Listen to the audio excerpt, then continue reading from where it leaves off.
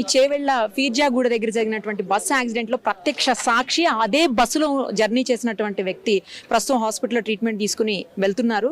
ఆయనతో ఒకసారి మాట్లాడదాం. ఏం జరిగిందండి అసలు? మార్నింగ్ టైం జరిగింది మేడం.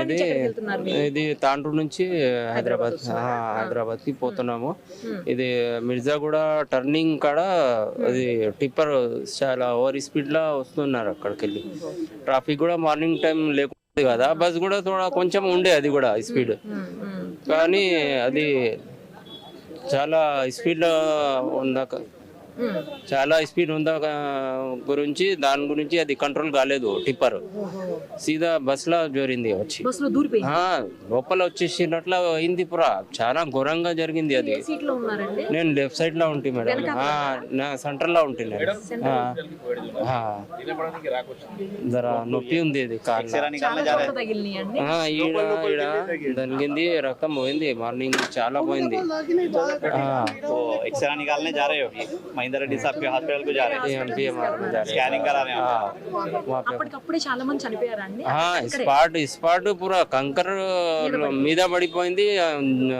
ఊపిరి నడవక అయింది. అసలు ఏం జరిగిందో మీకు కూడా అర్థమై ఉంటుంది. అంతా లేదు, చాలా టైం ఖతర్నాక్ ఉంది. వెనకాల ఉన్న వాళ్ళు సేవ్ అయ్యారా అండి? రోడ్లు కూడా కొంచెము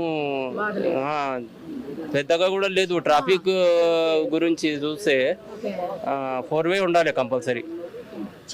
కొంతమంది సేవ్ అయ్యారండి వెనకాల ఉన్న వాళ్ళు. లెఫ్ట్ సైడ్ వాళ్ళు అయినారు, కానీ గాయాలు చాలా తగిలింది.